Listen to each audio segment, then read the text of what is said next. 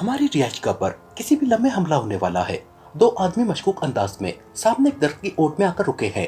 उनके पास कोई साइंसी मशीन है, चौकोर सी, और उसमें से सुर्ख रंग की रोशनी भी निकल रही है, मध्यम सी रोशनी, और उनकी नजरें हमारी कोठी पर जमी हुई हैं। तनवीर ने तेज तेज लहजे में कहा, चौकोर साइंसी मशीन, सुर्ख रोशनी, ओ तो हमें बाकायदा चेक किया जा रहा है। उठो, जल्दी करो, हमें ऊपर वाली मंजिल पर पहुंचना है। आओ, इमरान ने कहा। तो वो सब तेजी से उठकर दौड़ते हुए कमरे से बाहर निकले और फिर सीढ़ियां चढ़कर ऊपर वाली मंजिल पर पहुंच गए। यहाँ आने का क्या फायदा है? जूलिया ने हैरत भरे लहजे में कहा। हो सकता है कि वो लोग पहले अंदर बेहोश कर देने वाली गैस फायर करे। इस सूरत में ये गैस नीचे से ऊपर पहुंचने तक कुछ वक्फा लेगी और इस वक्फे में हम सांस रोक लेंगे। दूसरी सूरत में ये लोग मिसाइल फायरिंग कर सकते हैं और ये लाजमी बात है कि उनके ख्याल के मुताबिक हम नीचे वाले हिस्से में होंगे, इसलिए वो मिसाइल फायरिंग नीचे ही करेंगे। इस तरह भी हमें बहरहाल अपनी जानें बचाने का मौका मिल जाएगा, इमरान ने कहा। वो खिड़की के पर्दे की ओट में खड़ा था और उसकी नजरें बाहर लगी हुई थी। बाकी साथी भी ओट में थे। इमरान ने उन दोनों आदमियों को चेक कर लिया था जो दरख्त की ओट में थे, और उनके पास वाकई चौकोर डब्बानुमा मशीन थी, लेकिन उस मशीन से अब कोई रोशनी न निकल रही थी। वो इस तरह सड़क की तरफ बार बार देख रहे थे जैसे उन्हें किसी की आमद का इंतजार हो।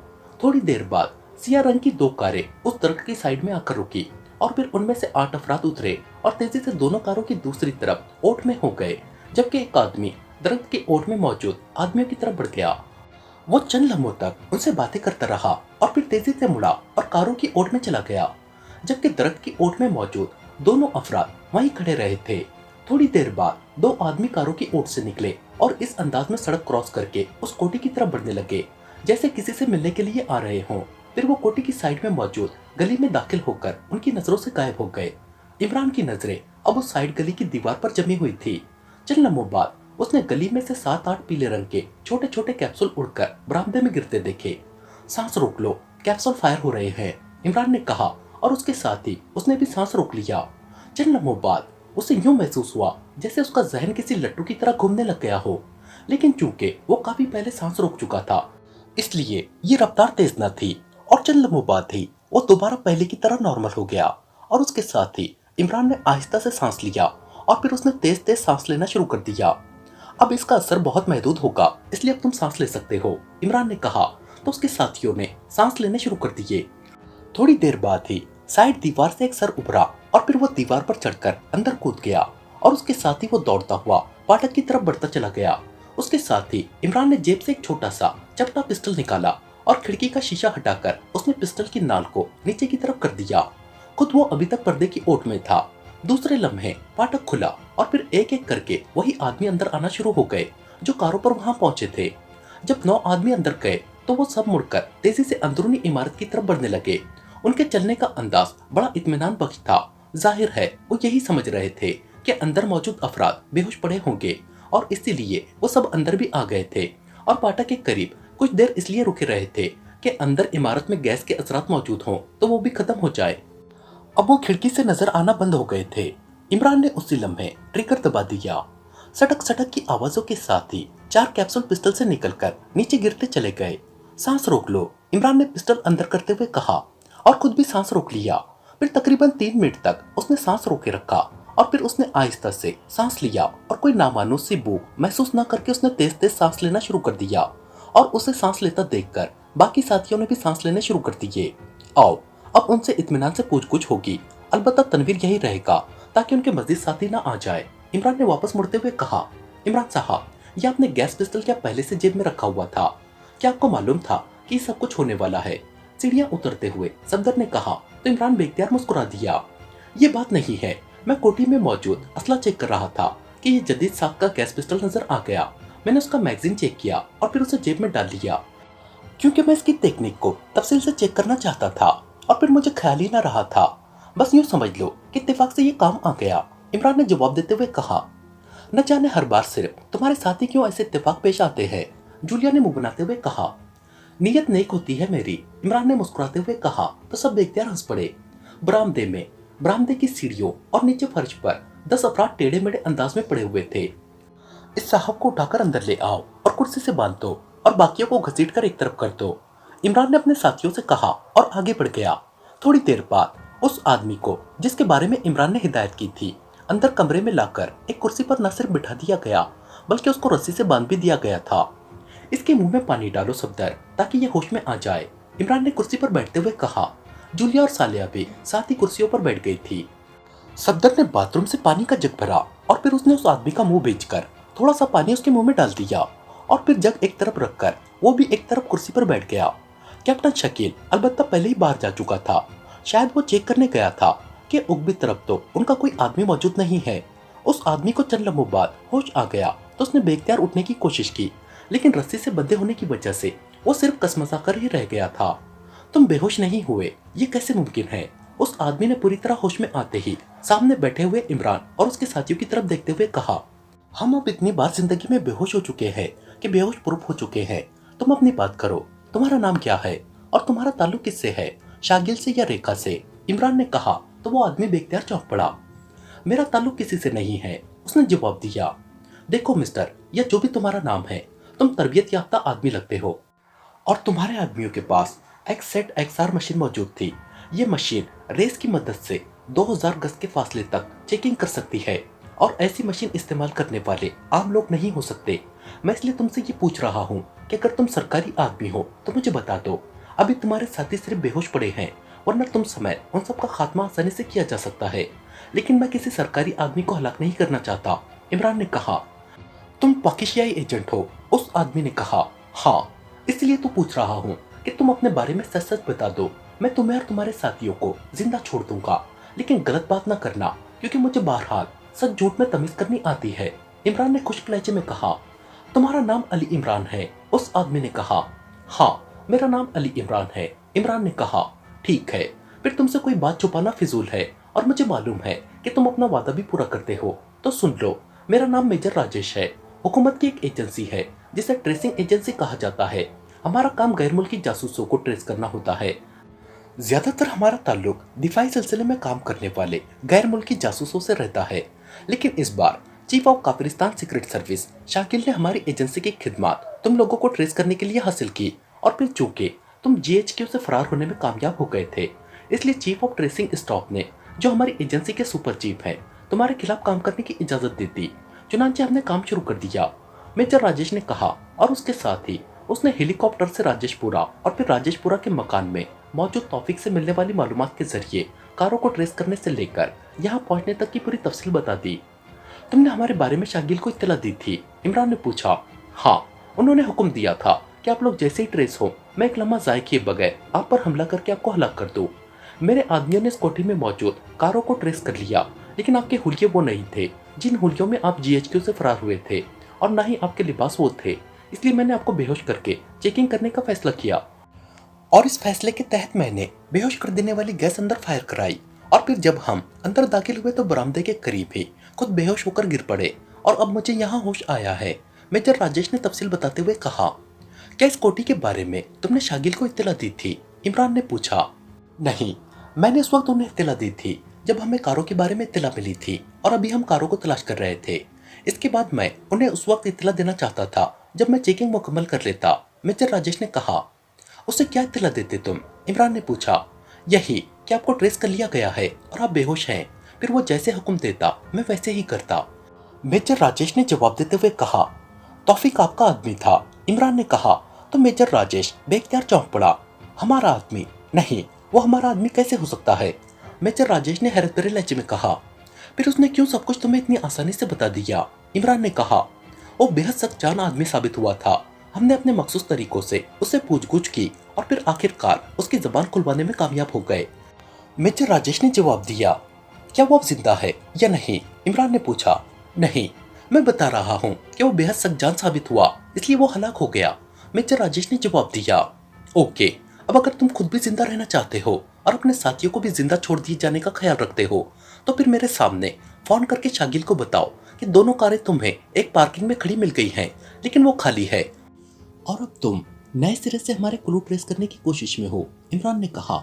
ठीक है, मैं ये कह देता हूँ, मेजर राजेश ने कहा। सफदर, फोन उठाकर इसके करीब ले जाओ, लाउडर का बटन ऑन कर देना और शागिल के हेडक्वार्टर के नंबर प्रेस करके रिसीवर इनके कान से लगा दो, इमरान ने सफदर से कहा। तो सफदर कुर्सी से उठ खड़ा हुआ।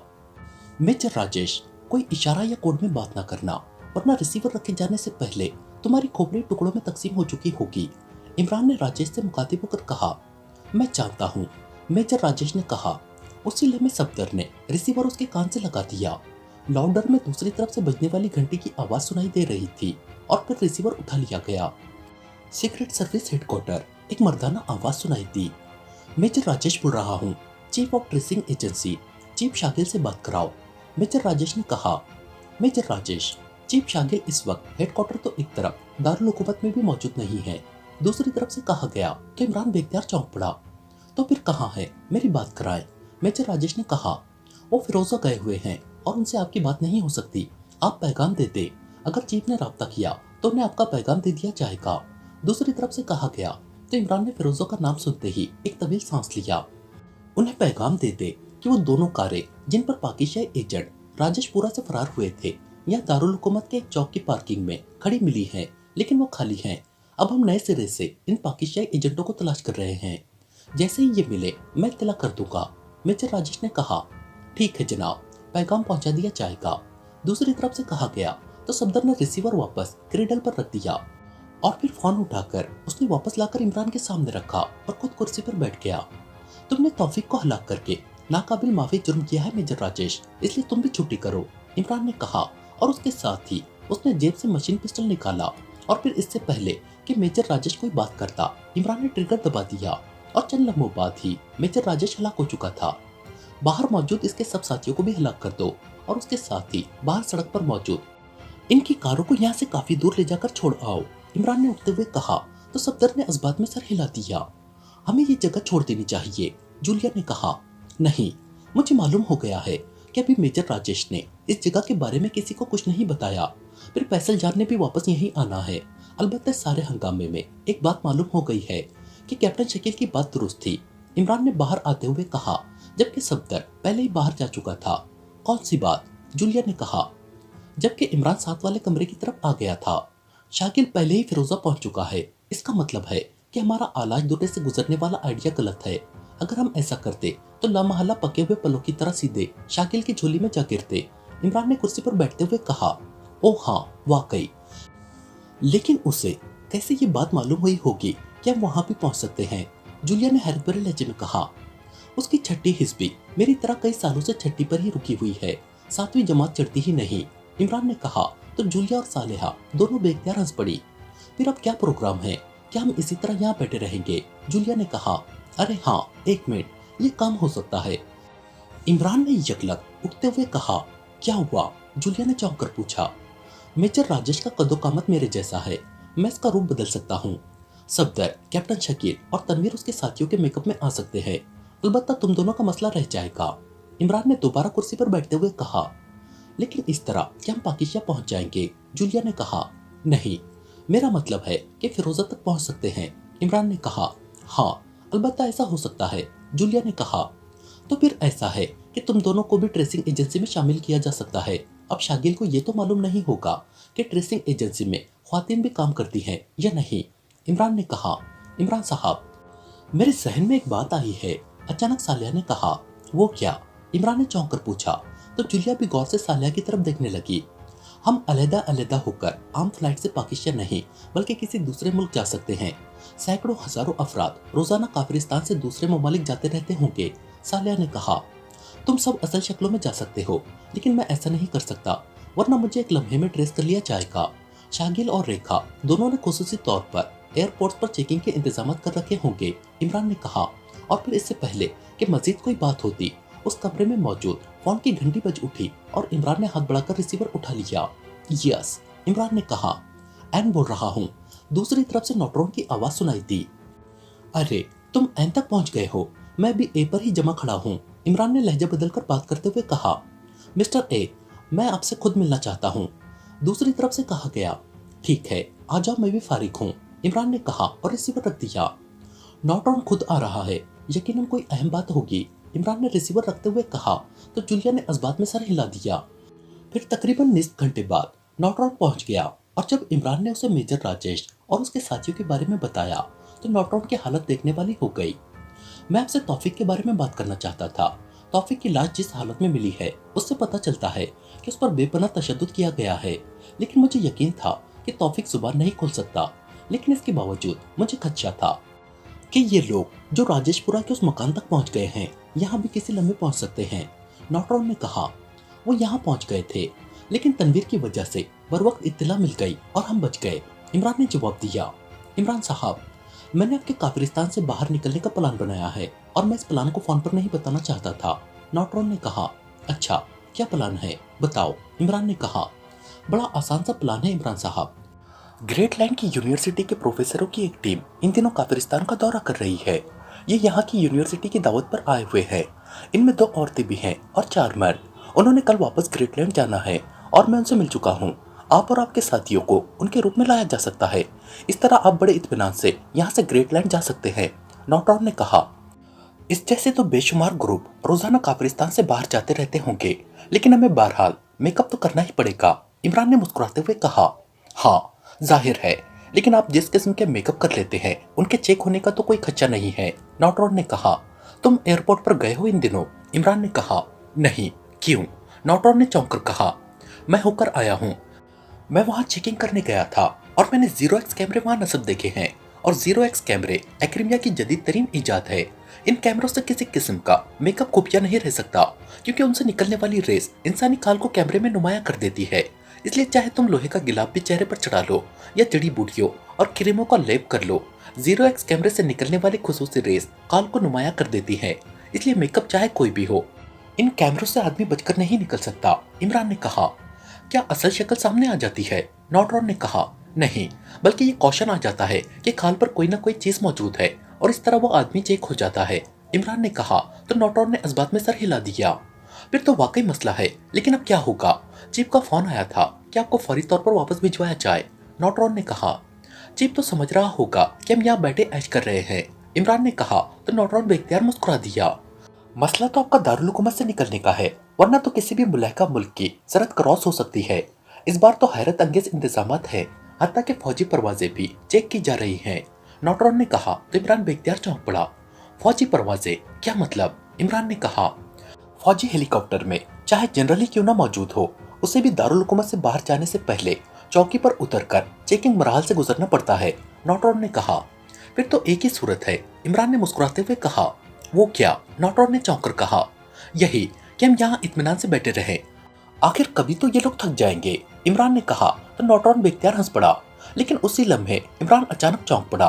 ओ वाकई ऐसा हो सकता है। ओ वेरी गुड, इमरान ने चौंक कर कहा तो नौटरॉन के साथ साथ इमरान के दूसरे साथी भी बेख्तियार चौंक पड़े। क्या हुआ इमरान साहब, क्या कोई खास बात हो गई है? नौटरॉन ने कहा, मेरे जहन में एक बात आई है। तुमने कहा है कि असल मसला दारुल हुकूमत से बाहर जाने का है। इमरान ने कहा, हाँ। नौटरॉन ने कहा, दारुल हुकूमत के मगरिब की तरफ पहाड़ी सिलसिला है, उसमें एक दुर्रा है आलाश, वहां से आसानी से गुजरकर दारुल हुकूमत से बाहर जाया जा सकता है। मैंने फैसल जान के साथ ये बात तय की थी कि आलाश दुर्रे से निकलकर हम फिरोजा पहुंच जाएंगे और फिर फिरोजा से हवाई सर्विस के जरिए नापाल और नापाल से पाकिशिया। लेकिन फिर इस मेजर राजेश के जरिए मालूम हुआ है कि शागिल बजात खुद फिरोजा में बैठा हुआ है। इसका मतलब है कि उसे किसी भी तरह ये शक पड़ गया है कि हम इस आलाश दुर्रे को इस्तेमाल करके फिरोजा पहुंच सकते हैं। इसलिए मैंने ये आइडिया ड्रॉप कर दिया था। लेकिन अब तुम्हारी बात सुनकर मुझे ख्याल आया है कि हम दुर्रा आलाश से निकलकर फिरोजा जाने की बजाय शुमाल की तरफ शहर रागी पहुंच जाए तो रागी से हम नापाल की सरहद को पैदल क्रॉस कर सकते हैं। इस तरह फिरोजा जाने की जरूरत ही नहीं पड़ेगी। इमरान ने कहा, लेकिन इमरान साहब, शाकिल के जहन में ये बात तो है, तो फिर लाजमन उसने उस दुर्रे पर भी पैक्टिंग कर रखी होगी और वो दुर्रा मेरा देखा हुआ है। वहां से सिर्फ पैदल निकला जा सकता है और इर्द गिर्द पहाड़ियों पर से दुर्रे से गुजरने वाले को इंतहाई आसानी से निशाना भी बनाया जा सकता है। नौटरॉन ने कहा, लेकिन अगर हम दुर्रे की बजाय वैसे ही किसी पहाड़ी को क्रॉस कर ले? इमरान ने कहा, वैसे तो तकरीबन नामुमकिन है, क्योंकि ये पहाड़ियां स्लेट की तरह साफ और पेंसिल की तरह सीधी हैं। सिर्फ वही दुर्रा ही है जिसकी मदद से उसे क्रॉस किया जा सकता है। नौटरॉन ने जवाब दिया, इन पहाड़ियों में लाजमन कुदरती क्रैक वगैरह होंगे। इस इलाके का रहने वाला कोई आदमी मिल जाए तो बात बन सकती है, वरना जिस तरह मेजर राजेश यहाँ पहुंच गया है उसी तरह दूसरी तंजीम भी यहाँ पहुंच सकती है। इमरान ने कहा, ओह हाँ, एक आदमी है जाबिर, वो इन्हीं पहाड़ियों में वाक़ एक गांव का रहने वाला है। आपकी बात दुरुस्त है, वो वहाँ के चप्पे चप्पे के बारे में जानता होगा। अगर आप कहें तो मैं उसे फोन करके बुलवाऊं। नॉटरॉन ने कहा तो इमरान ने इस बात में सर हिला दिया और नॉटरॉन ने हाथ बढ़ाकर रिसीवर उठा लिया। रेखा एक पहाड़ी गार के अंदर मौजूद थी। उसे यहाँ पहुंचे हुए एक रोज गुजर गया था। काशी का पूरा सेक्शन यहाँ तैनात था और उन सबका टारगेट आलाश दुर्रा था। तमाम इंतजामात काशी ने किए थे और रेखा ने इन इंतजामात को देखकर पसंदीदगी का इजहार किया था, क्योंकि अब अगर इमरान और उसके साथी यहाँ पहुंचते तो उन्हें हलाक होने से दुनिया की कोई ताकत न बचा सकती थी। रेखा ने इस गार में अपना अड्डा बनाया था और यहाँ उसके पास खुसूसी ट्रांसमीटर मौजूद था। काशी भी यहीं उसके साथ ही रहती थी और इस वक्त वो राउंड पर गई हुई थी। रेखा को अब फिक्र सिर्फ इतनी थी कि इमरान और उसके साथी इधर से गुजरते भी है या नहीं। वैसे रेखा ने इंतजामात को संभालने और इमरान और उसके साथियों को ट्रेस करने के जो इंतजामात कर रखे थे उन पर उसे मुकम्मल भरोसा था कि इस बार इमरान और उसके साथी बचकर न जा सकेंगे। और मसला सिर्फ इतना था कि इमरान और उसके साथी ट्रेस न हो रहे थे। अचानक रेखा को एक ख्याल आया तो वो बेख्तियार चौंक पड़ी। उसने साथ रखे हुए ट्रांसमीटर को अपनी तरफ खिसकाया और फिर उस पर फ्रीक्वेंसी एडजस्ट करना शुरू कर दी। Hello hello madam Rekha calling over. Rekha ने बार बार कॉल देते हुए कहा। Yes Ranjit attending over. चंद लम्हों बाद ही एक मुअद्दबाना आवाज सुनाई दी। रंजीत, शागिल और उसके ग्रुप की क्या पोजीशन है? ओवर। रेखा ने कहा वो फिरोजा में मौजूद हैं और बेहद अलर्ट है। अलबत्ता चीफ अपने खुसूसी हेलीकॉप्टर पर आते जाते रहते हैं। ओवर। दूसरी तरफ से जवाब दिया गया। ट्रेसिंग एजेंसी के मेजर राजेश की तरफ से कोई रिपोर्ट? ओवर। रेखा ने कहा। मेजर राजेश की कॉल हेडक्वार्टर आई थी। वो जिन 2 कारों को ट्रेस कर रहा था वो से एक पब्लिक पार्किंग में खड़ी मिल गई हैं, लेकिन पाकिस्तानी एजेंट ट्रेस नहीं हुए। वो उन्हें ट्रेस कर रहे हैं। इसके अलावा और कोई रिपोर्ट नहीं आई। ओवर। दूसरी तरफ से कहा गया। ओके, अगर उनके बारे में कुछ मालूम हो तो मुझे फौरन रिपोर्ट देना। ओवर। रेखा ने कहा। Yes madam. ओवर। दूसरी तरफ से कहा गया तो रेखा ने ओवर एंड ऑल कहकर ट्रांसमीटर ऑफ कर दिया। उसे बहरहाल ये इत्मीनान हो गया था कि इमरान और उसके साथियों को अभी तक ट्रेस नहीं किया जा सका। उसी लम्हे काशी अंदर दाखिल हुई। उसके चेहरे पर जोश के तासुरात थे। क्या हुआ, कोई खास बात? रेखा ने चौंकते हुए कहा। हाँ, शिकार आ गया है, आओ मेरे साथ। काशी ने कहा तो रेखा बेख्तियार उछलकर खड़ी हो गई। कहाँ है, कहाँ है, बोलो। रेखा ने कहा आओ मेरे साथ, जल्दी आओ। काशी ने कहा और फिर वो दोनों कार से बाहर आ गई। ऊंची नीची चट्टानों से गुजरकर वो दोनों एक चट्टान के पीछे पहुंच गई जो पहाड़ी की चोटी पर थी। वहां एक आदमी पहले से मौजूद था। देखो नीचे, काशी ने कहा तो रेखा ने गले में लटकी हुई दूरबीन आंखों से लगाई और फिर उसने आगे बढ़कर नीचे देखना शुरू कर दिया और दूसरे लम्हे वो बेख्तियार चौंक पड़ी। नीचे 2 औरतें और 5 मर्द बड़े इत्मीनान भरे अंदाज में चलते हुए एक पहाड़ी की तरफ बढ़े चले जा रहे थे। वो अपने लिबासों से सयाह लगते थे और उन्होंने सयाहों जैसे थैले भी पुष्ट पर लाते हुए थे। हाँ, ये वही है